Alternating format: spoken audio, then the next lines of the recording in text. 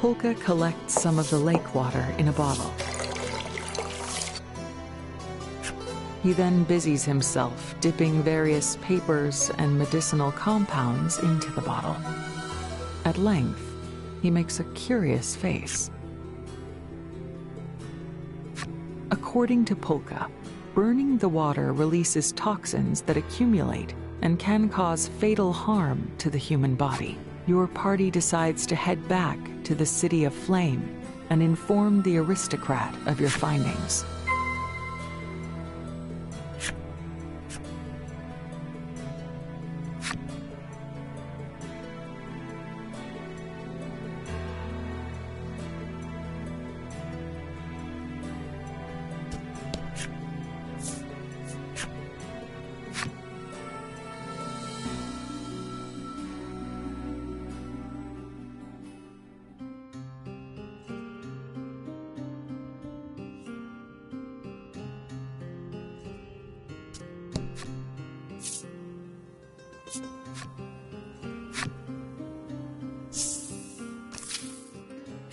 With the flames of the lake extinguished, those of the pond in the center of the city have also gone out. The people seem frantic to reignite the tinder water once more.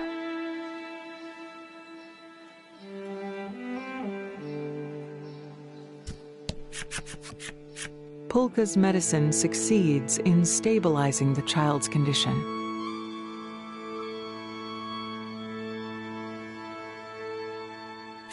However, he is quick to indicate that it is but a stopgap measure. Polka advises that, should they wish to prolong the life of the child and of all those in the city, they must stop using the tinder water.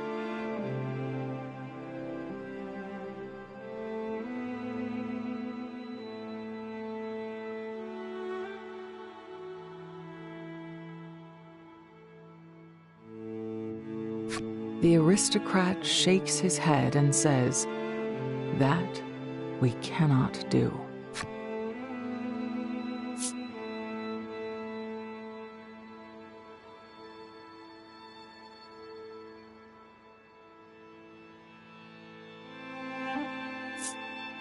You calmly ask, why? He explains that the tinder water is the basis of all life here in the city. The city would fall into decline if they were to stop using it, and most of the citizens would be set adrift, with no means of supporting themselves. I am in charge of this city, and I cannot stop our use of tinder water, even if it costs the life of my child.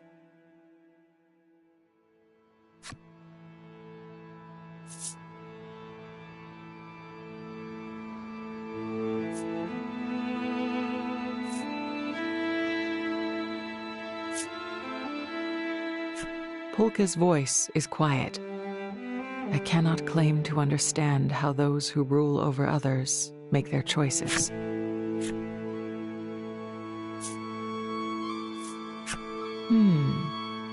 Trala scratches her chin, clearly racking her brain. She replies you ask the man if there is some way to resolve this impasse. He grimaces and makes a self-deprecating snort.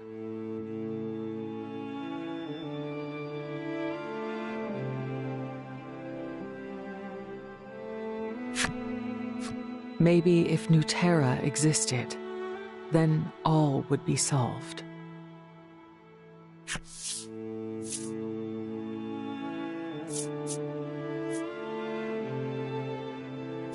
You ask if Nuterra is some kind of place, and Polka nods.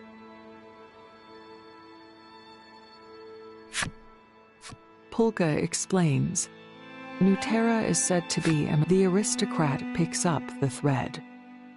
Scholars claim it exists beyond the river to the northwest.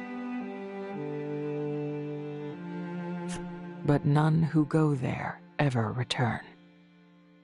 With that, the man gives you a large amount of food and sends you away from the manor.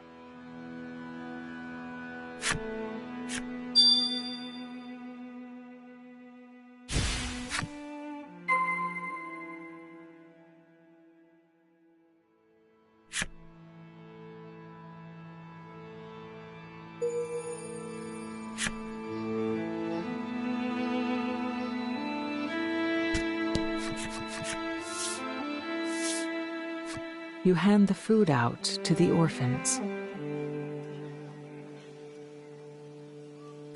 "How did you get this?" the boy asks. You explain that you received it as a reward from the aristocrat.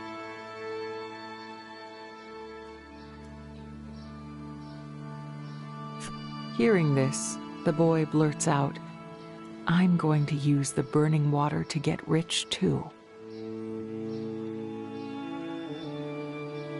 The boy mentioned that his parents died due to illness.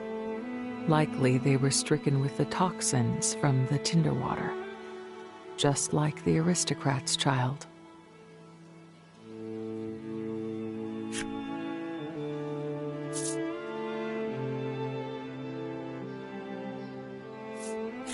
You tell the boy that the tinder water isn't good for him, but he replies, "I don't care."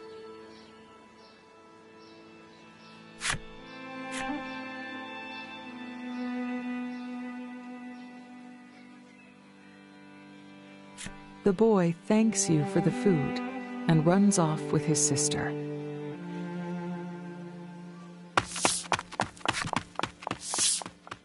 Polka has a difficult-to-read expression on his face.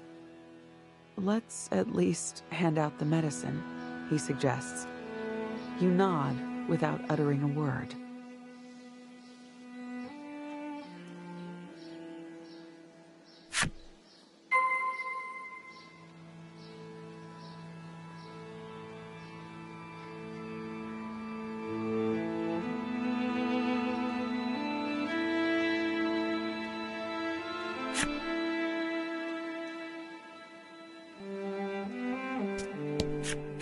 The fire in my heart has gone out with all. You offer some medicine to the man, but he keeps repeating, "No, I'm good," as though in a delirium. The passionate woman is screaming herself hoarse. The woman accepts the medicine from you. With a pained wink, she says, "Not that this medicine could cure love sickness. I'm gonna get rich and buy my sister all the..." You offer medicine to the children, but their faces drop. "This won't fill our tummies," they say. The lad is all smiles and mirth, claiming that if he were to invent a tool to start... You give some medicine to the ambitious young man, and he is jubilant. "Yes, I can work even more." With a trembling hand, you offer some medicine to the old woman, but she puts up a hand and refuses it. It doesn't look like the people of the city are going to stop using tinder water anytime. "I can't believe they won't give it up. They know it's poisonous," you say in a low, pained voice. You look up at him and ask, "Do you think everyone could be happy if we went to New..." His denial is immediate and assured. You answer him in a small voice. Polka looks positively delighted. Trollis seems equally on board.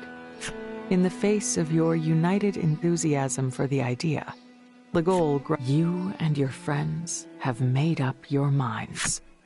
You shall seek New Terra and whatever hope it offers, believing it exists just like the stars in the sky. The city has done nothing about the poison and likely never will.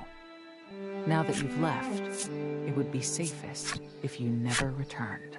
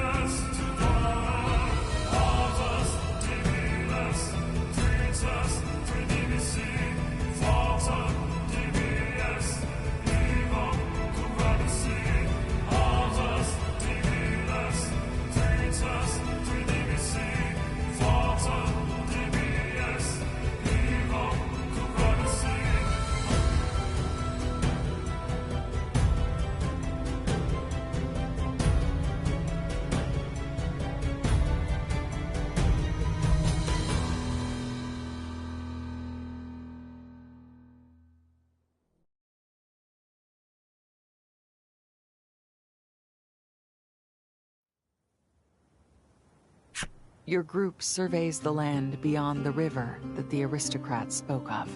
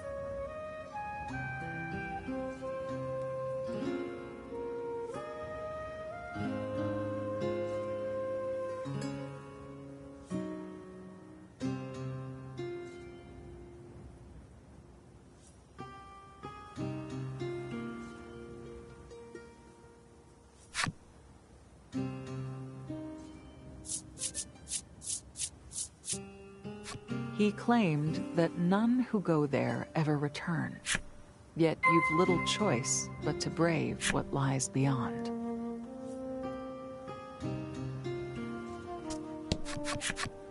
A great river of tinder water stretches out. You start to hesitate, thinking that there is no... He is carrying an iron board. Apparently, just as before, you and your allies decide to build a bridge across the river.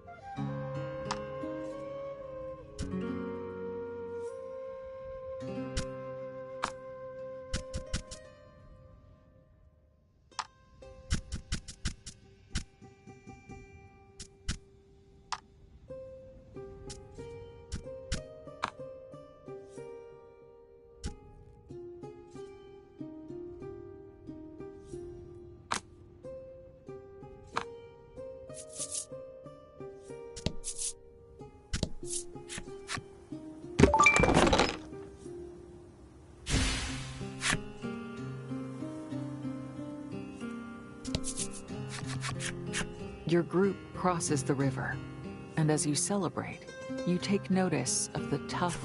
Your sand skiff was made for moving over the sands, so it'll be difficult to go any farther aboard it. You propose remodeling the sand skiff. Legol's face is uneasy as he mutters. Polka explains that 3 materials will be... After some quick preparations, you decide to split up to locate what you need. Sometimes a different...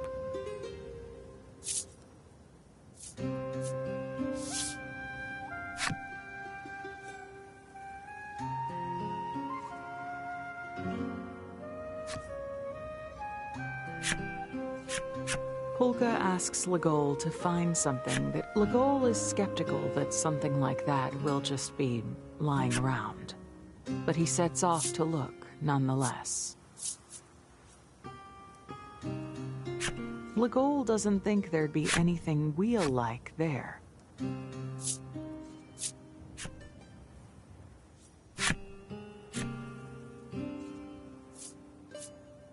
Legol recalls that there was a cart in the mine near Steel. Though hesitant to return to such a dangerous place, he decides to take the sand skiff alone back to the mine.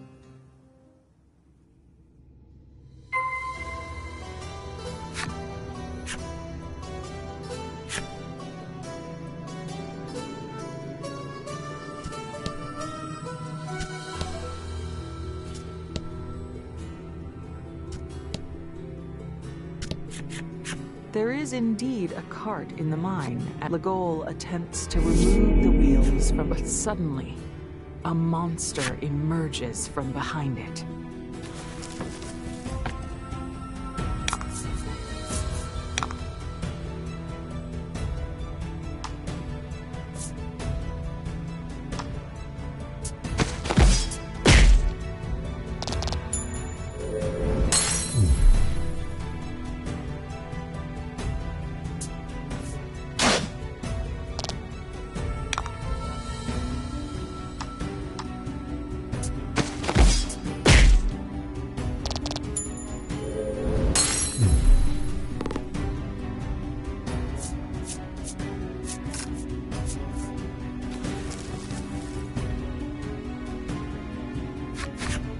with the monster defeated. The slain monster's eyes are wide open.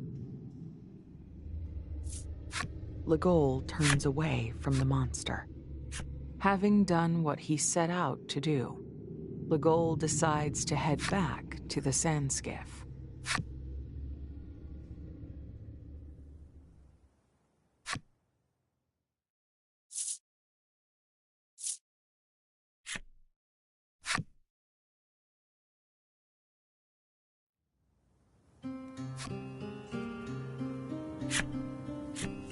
Polka asks you to locate. Trollis dashes off to the south, so you decide to head north so that you all can cover more ground.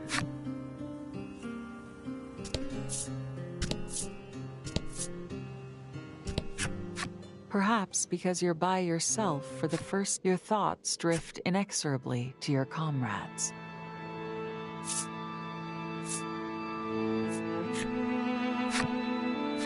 Your thoughts turn to gold. From time to time, though, you spot a lonely, sad look on his face. Perhaps due to his difficult past, being treated like your thoughts, her awkward. And back when you faced the flame primal, she pushed herself so hard to save you from certain death. Your thought, Polka's, while he's typically an affable fellow, your crew of friends has grown little by little. While you were lost in thought, a monster has found you. You decide to summon up all your courage. The monster brandishes a weapon whose handle is a long, sturdy-looking pole. The exact kind Polka needs.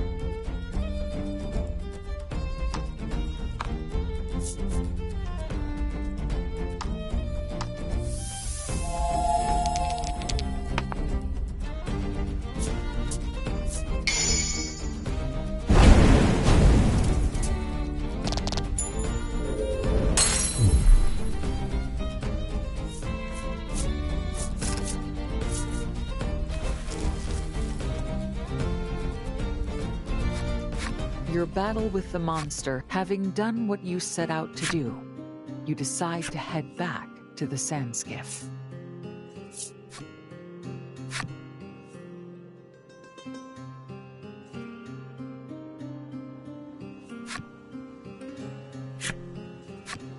Polka asks Trollis, despite feeling a little sluggish. Trollis takes off to the south, eager to help the group.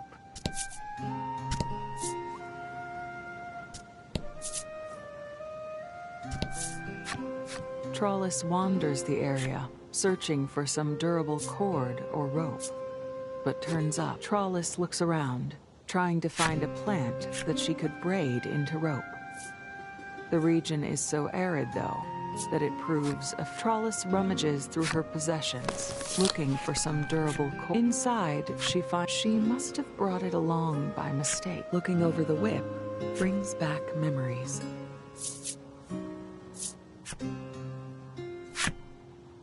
Trollis spends some time. Not cord, she says, tossing it away.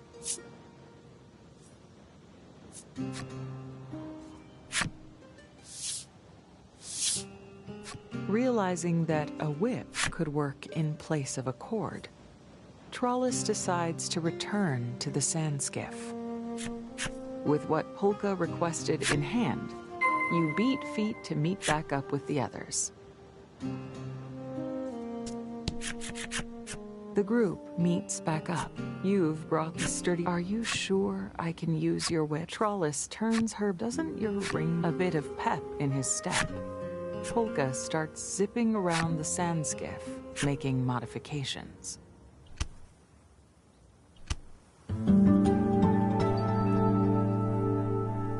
The modifications to the Sandskiff are finished.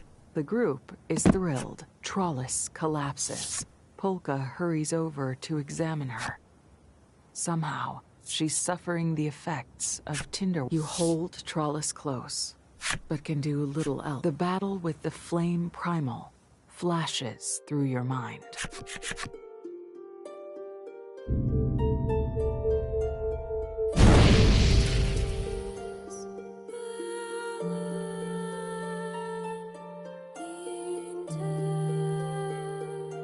During the struggle, Trollis threw herself in harm's way to protect you from the poison must have entered her body despite downing some of Polka's medicine. Trollis remains languid. It seems that the effect isn't very strong.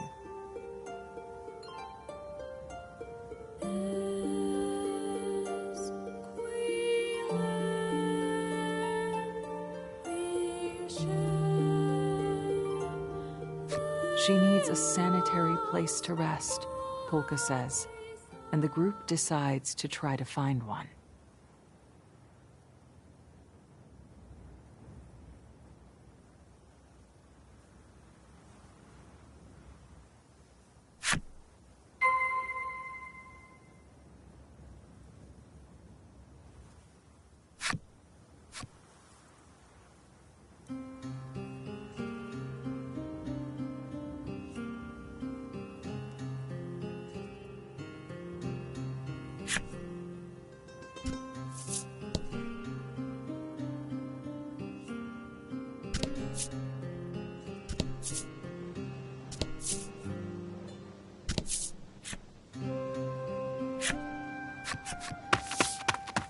A man, breathless and plump, suddenly jumps out and recognition dawns in you. And you're sure this is the ringmaster of Trollis rises unsteady. The man looks at Trollis for a moment, then breaks into... As he explains it, this man, he works as a merchant who travels the world buying, and to that end, he wastes not a moment in trying to strike up some business.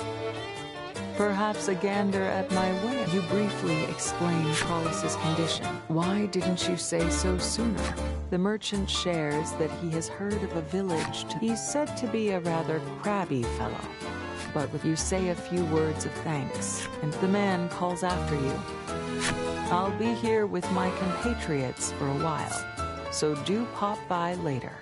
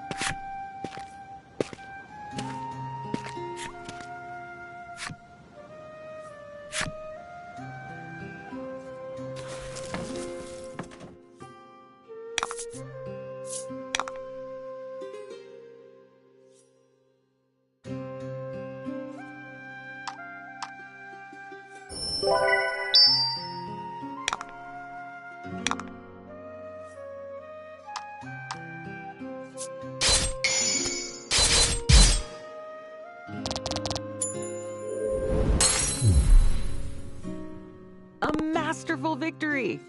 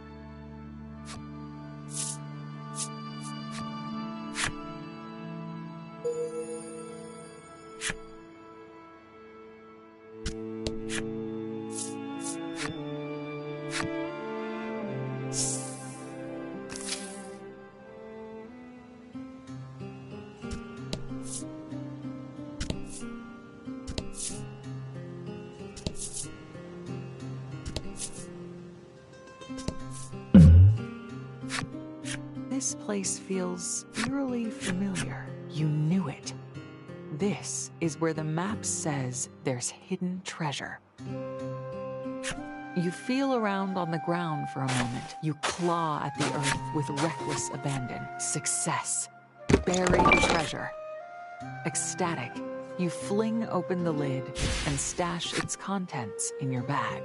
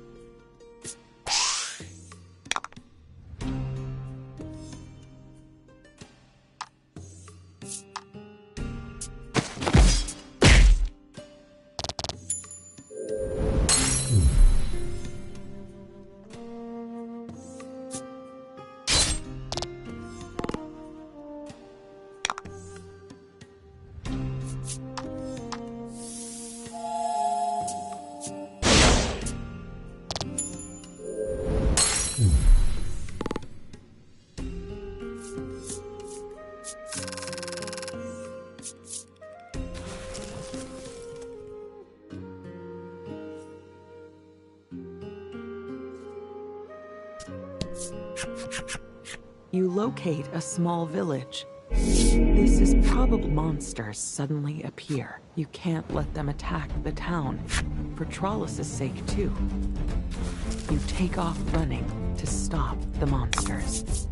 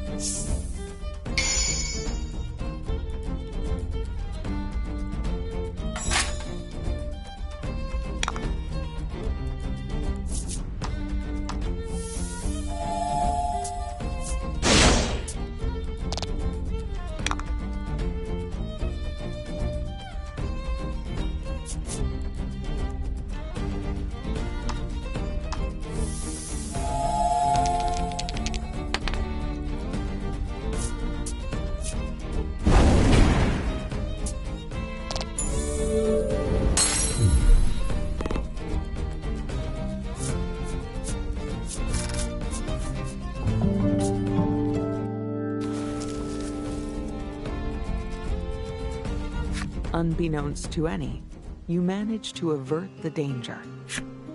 Now Trollis needs help. Hurry into the village.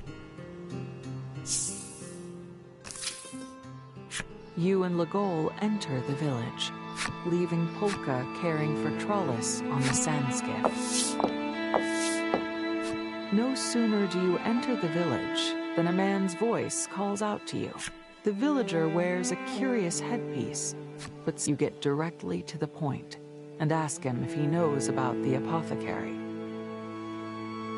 "Ah, that would be me," he says, before offering to mix up some medicine if you're in a hurry.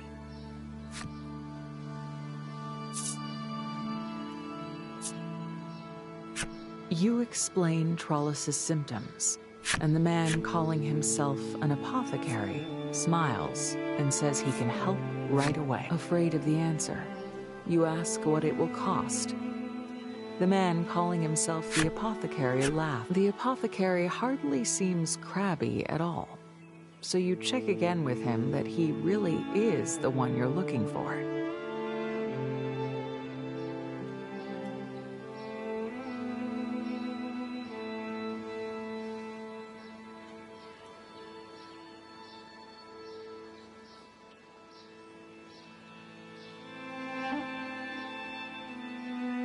He answers that coming to this village changed him, made him real. The apothecary suggests you take a wander about town. He adds, "The folks about town are kind souls one and all, so feel free to ask." Legol says that he'll get Trollis and returns to the sandscape. You decide to walk around the village and find what you'll need to care for your friend.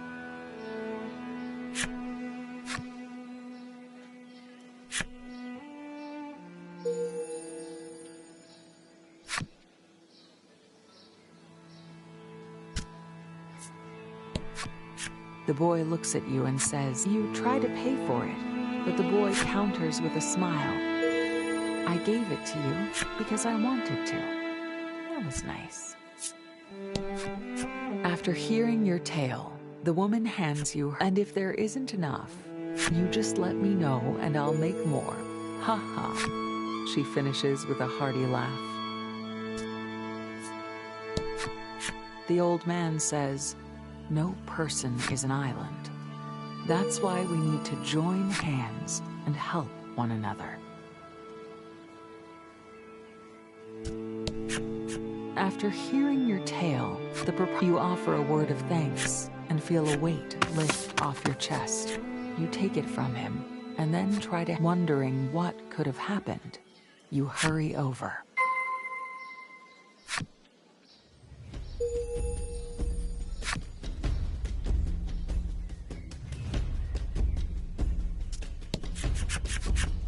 A crowd of villagers has thronged their earlier kindness seemingly an implausible memory. You realize that the villagers are staring. They seem somehow furious at her.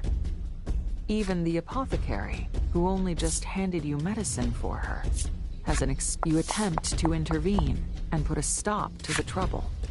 Suddenly, you hear a serene voice. At the sound of it, the people fall incredibly. "A mysterious girl, I beg your forgiveness for the way you. If you require a place for your sick friend to rest, please come to the Shrine of Light," she finishes, before leading the way.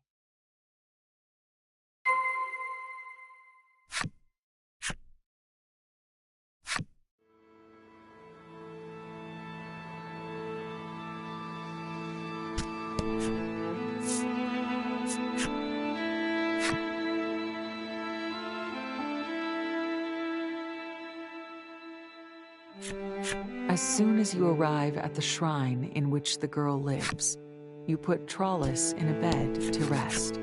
You're relieved that you've managed things for the time being. When you speak with the girl, she says, "I've been waiting for you all." You haven't told the girl, and I know more than that. The monster attack on your village. What's your deal? She explains that due to her power, you've never heard that word before.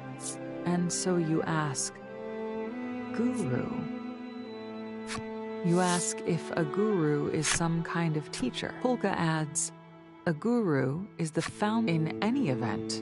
The guru is clearly important to the village. You decide to ask her about the place.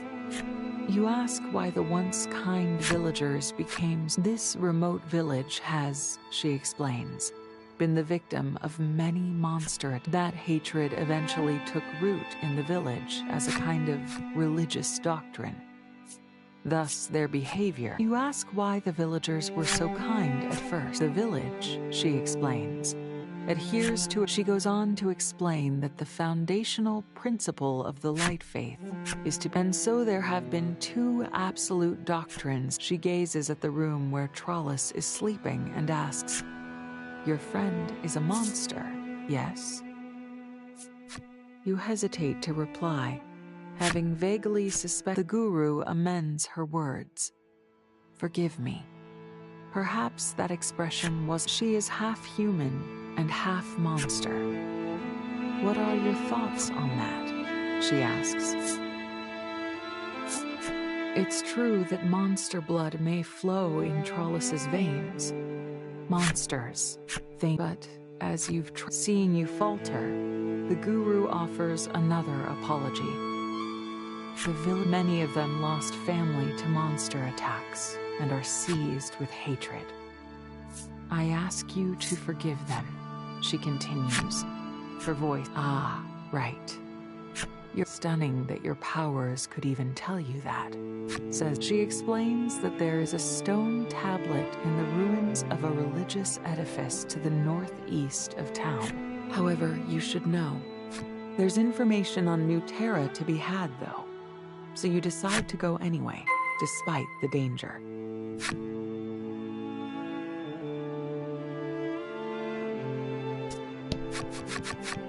Trollis is sleeping soundly. Quite relieved, she seems annoyed, but when you inform her that you're headed to the ruins, she quickly turns. The ruins were evidently a sacred site, and the tablet was used in those ceremonies.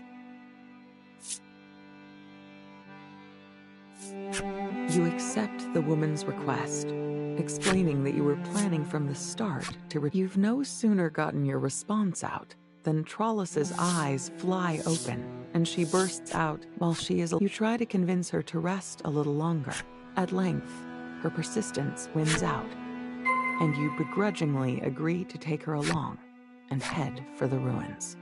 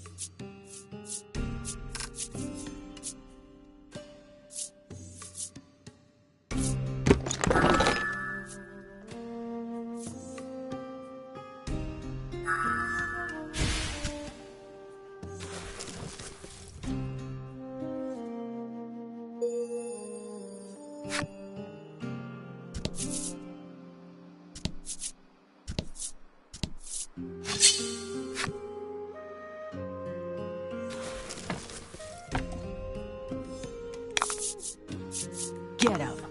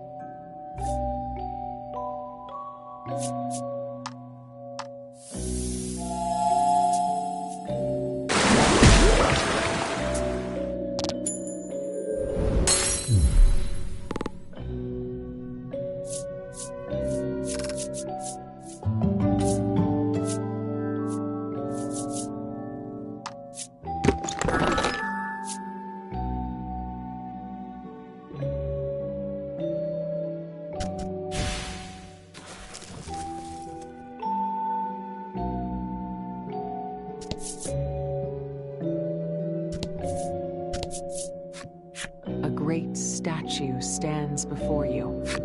large enough that you have to crane your neck to look up at it.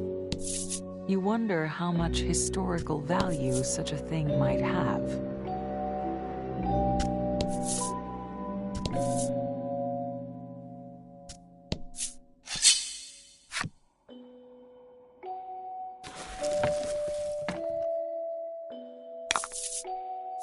To battle!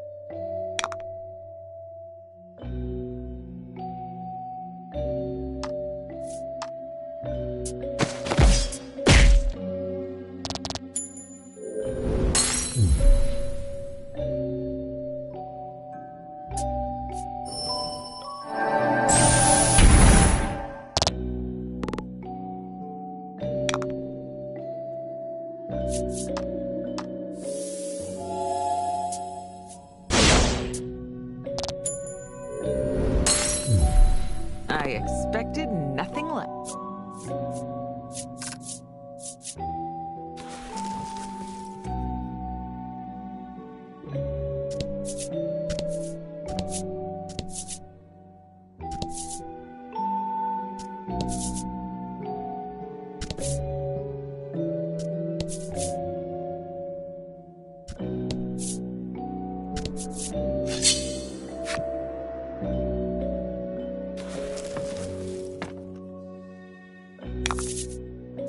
Get him.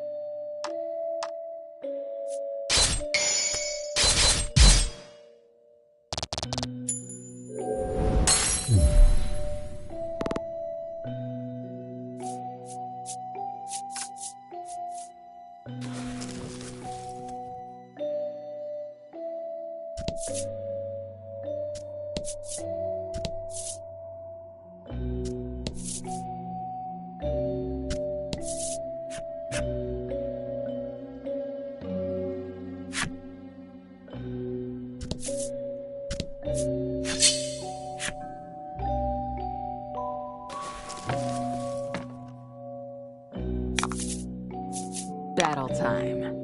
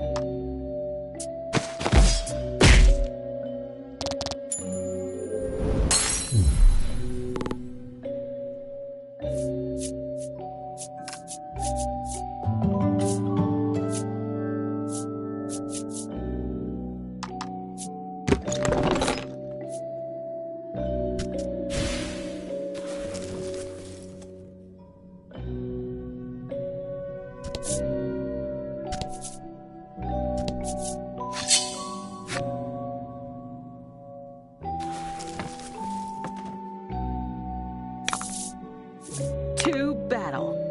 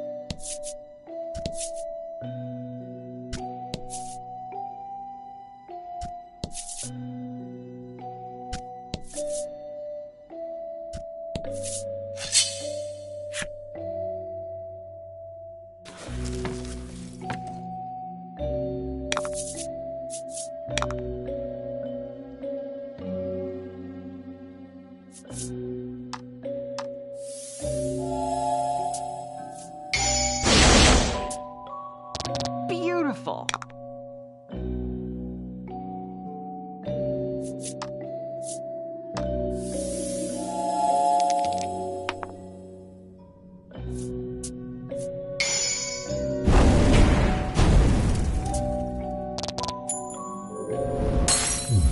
Oh!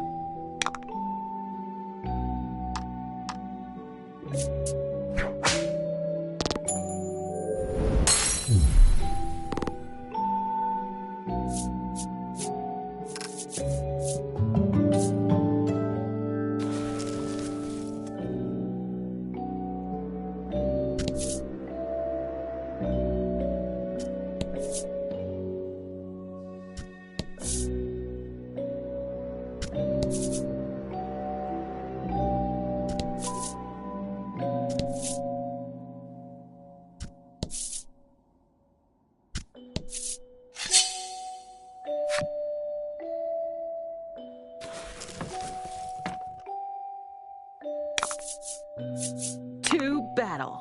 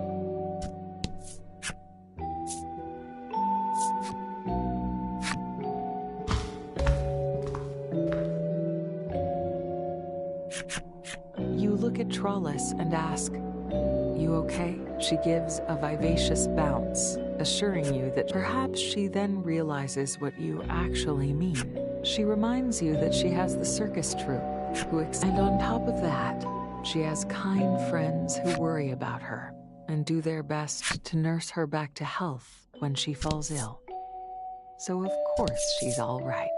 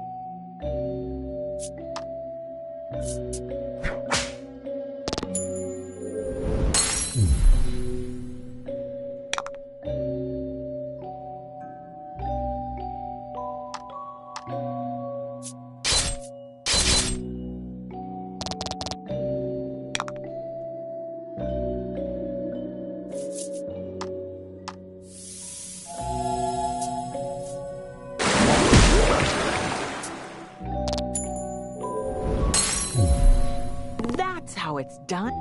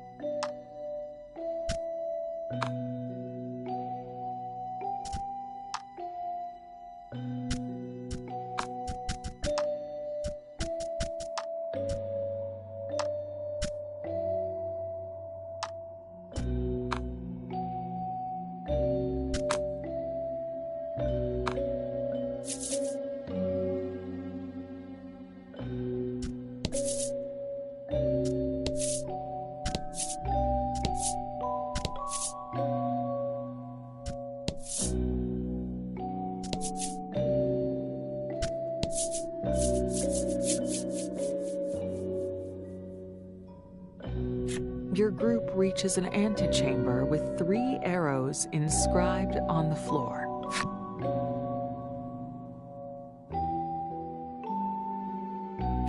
Further inside, you can see a statue and what appears to be some kind of pedestal.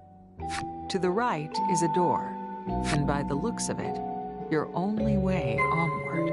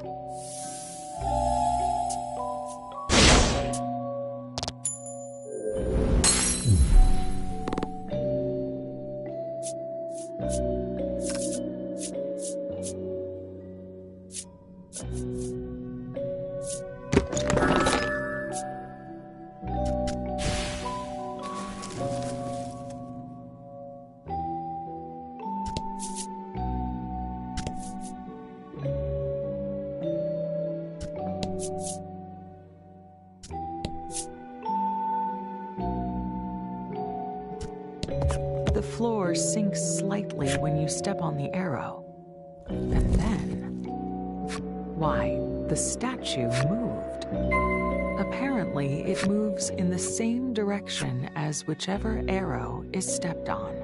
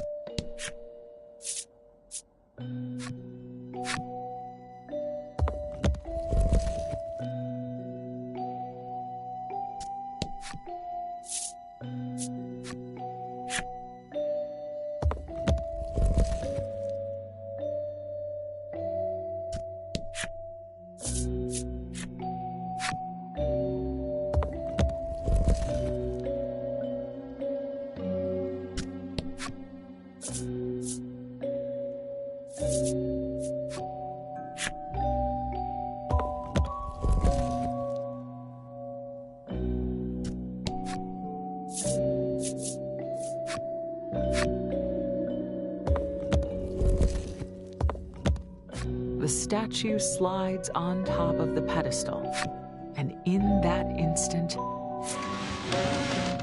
with a groan, relieved that you can finally move on, you decide to head through the door.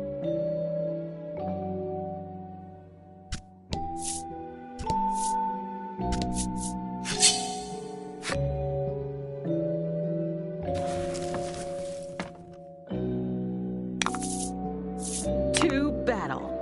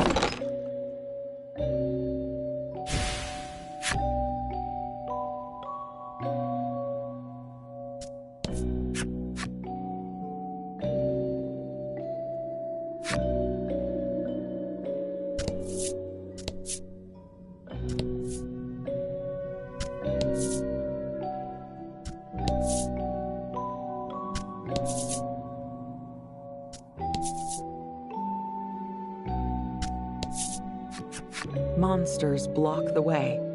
You attack them at once, determined to make your way deeper into the ruins.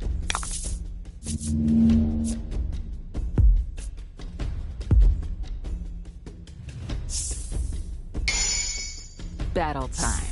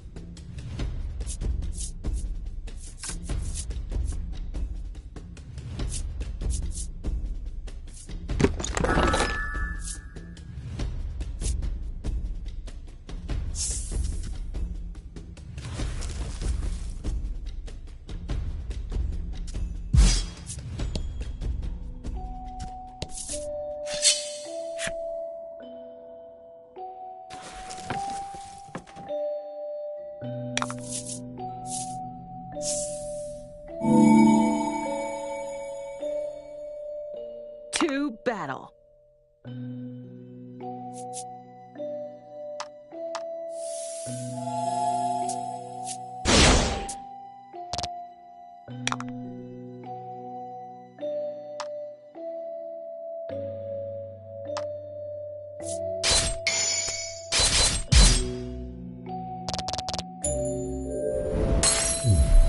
Beautiful.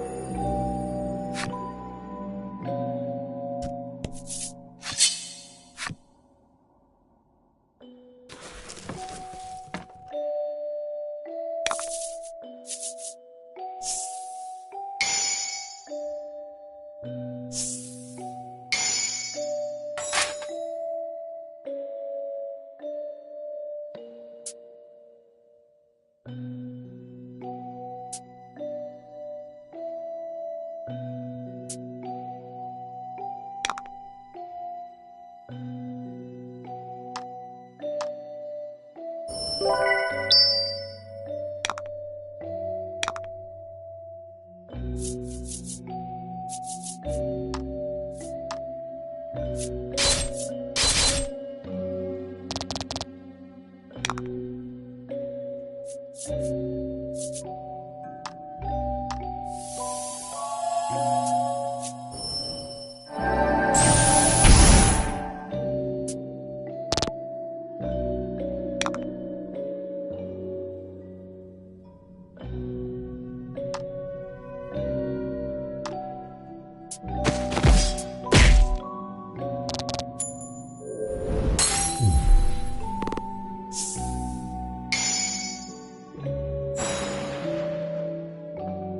monsters make no move to attack you, and instead seem to be focused on quiet prayer.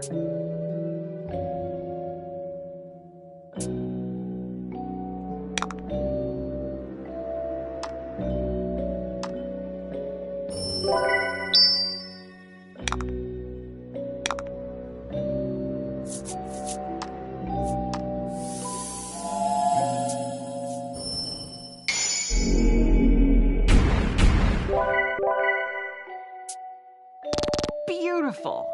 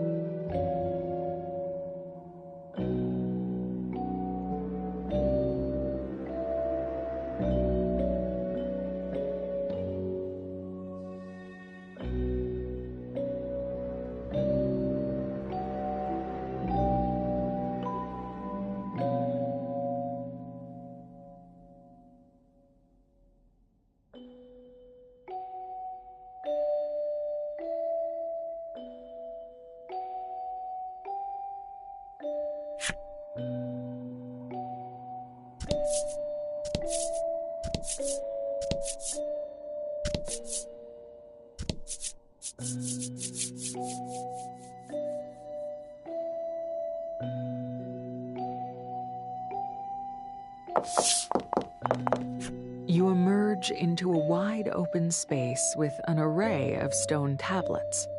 You glance down at your feet and spot a piece of paper on the floor. The scrap has a note written on it.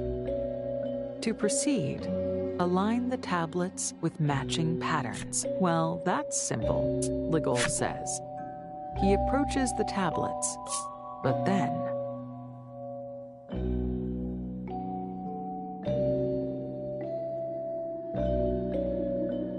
the tablets change position entirely on their own.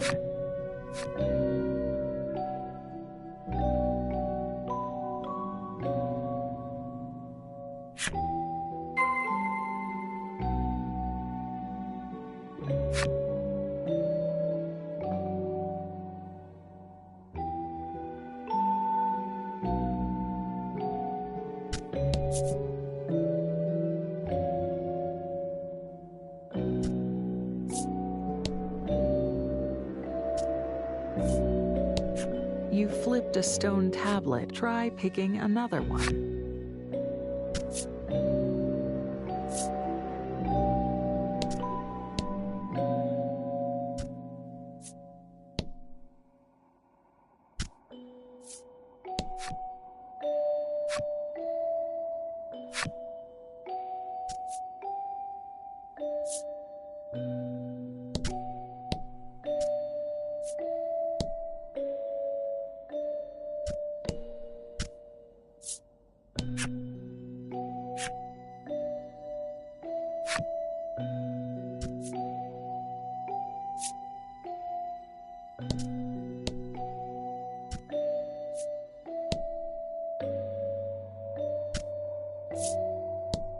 You've managed to match 2 stone tablets. Keep it up.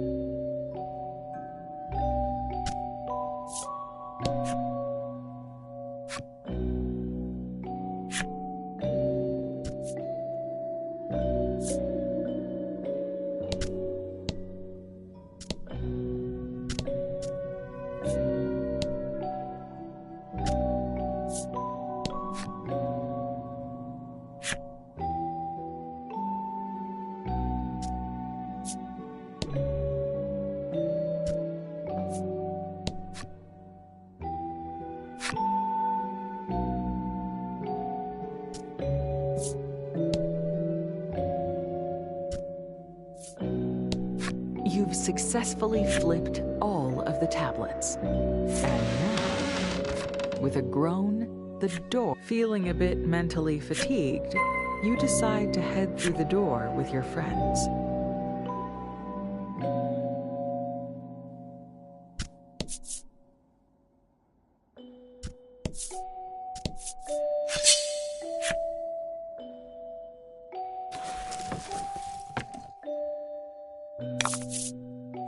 To battle.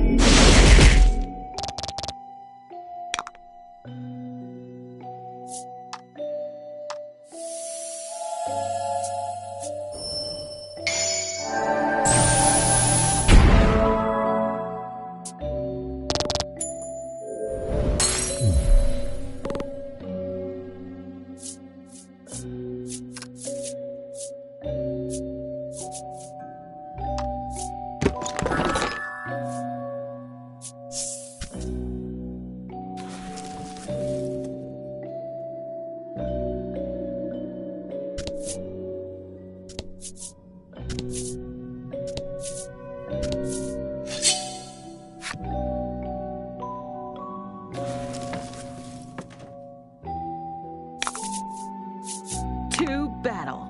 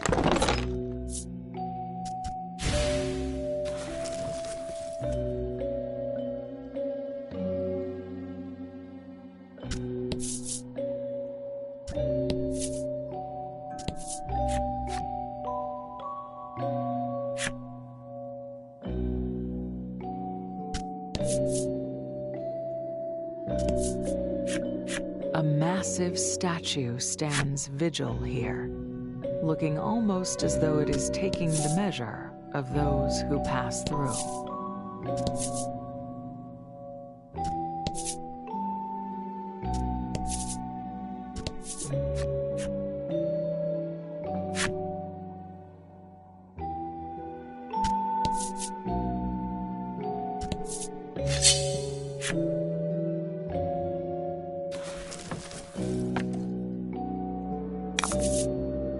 To battle.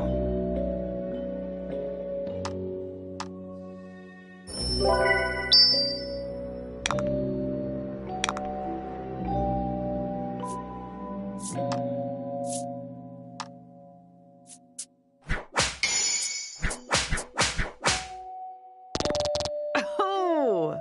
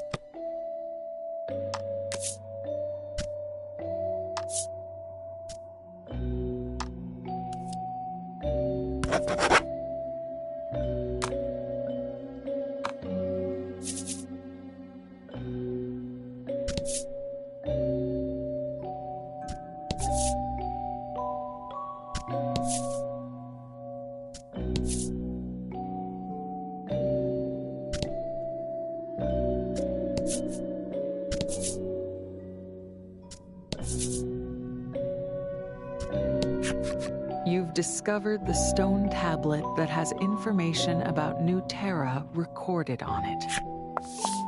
You rush over to the tablet, but suddenly, you guessed it, a monster appears and attacks.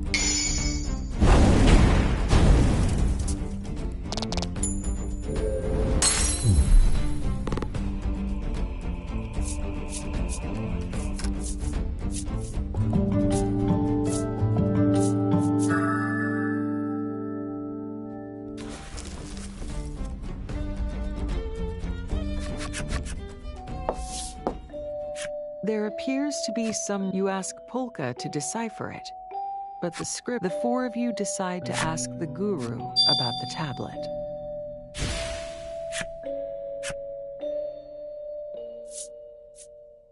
You decide to exit the ruined edifice immediately.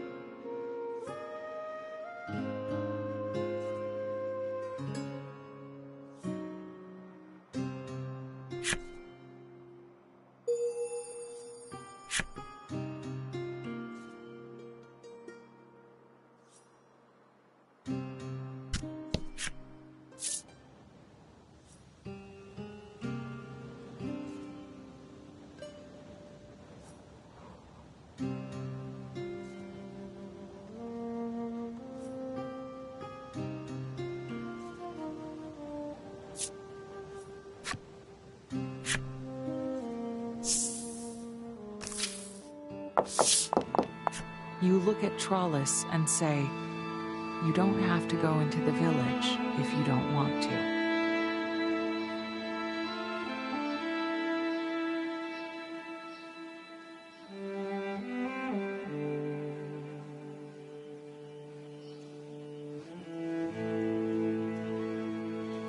She assures you that it's fine and comes along anyway. As you make your the sudden contrition is a surprise, and not just to you.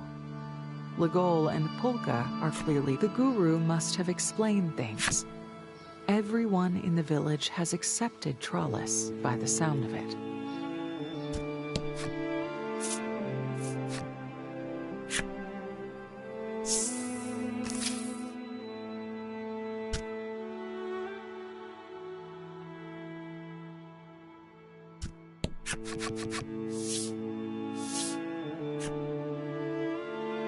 The guru accepts the tablet and runs a loving hand. You find it all a little bit unsettling. Hope the guru gives a deep bow of the head at your question. You're stunned at the news. She lied to you in order to get you to retrieve the tablet. Your shoulders tremble as you ask, but the guru replies in a solemn voice. It is found to the north, beyond a massive. She goes on to explain that to get there. With that, she offers a final prophecy. There's something desolate in her expression.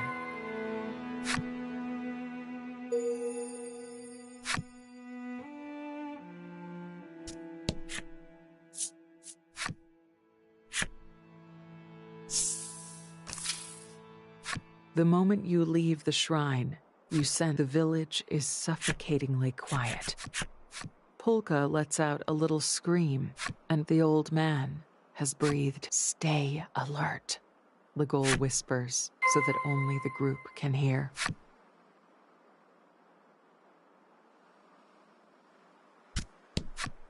The old man is dead, his gentle face frozen. The boy is dead, surrounded by artificial flowers. The woman is dead, but the hand on her full stomach suggests her end was met in satiety. A bottle of medicine has tumbled over next to the corpse. Having examined several of the bodies, Pulka reports that the cause of their death. You remember the desolate expression on the guru's face, and you realize you need to rush back to the Shrine of Light.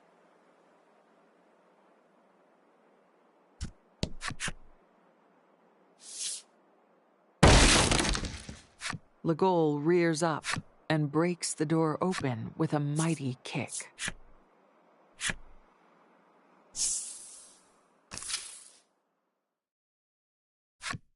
The guru is collapsed, bleeding on the ground. You run over to her and try to help her. Her eyes flutter open, and she looks over your group. You take one of her limply hanging hands. She said as much. They have a creed here in the village. Be kind to people and kill monsters. And this village's hatred for monsters runs deep. Those feelings cannot be changed. The guru produces the stone tablet from the ruins. So long as we have this, our soul. Tralis bursts into tears and says, "No," says the guru. She was prepared for this and invited you. Despite all of that, she still wished to get the stone tablet back from the monster. They were all tired. The many years of being caught up between their hatred and their creed had made the villagers. With one last word of thanks, the guru gently breathes her last breath. Thus did the monster-loathing village, a visceral demonstration of what happens when you mix faith with hate.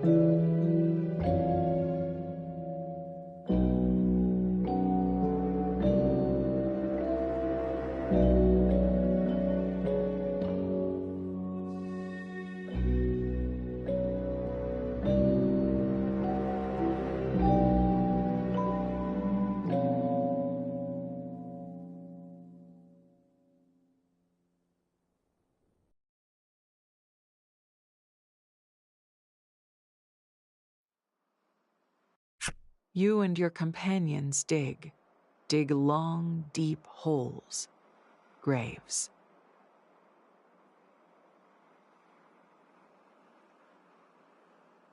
You feel it's only right to give the dead a proper. That's one grave complete. You let out a long sigh. You wonder how the others are faring.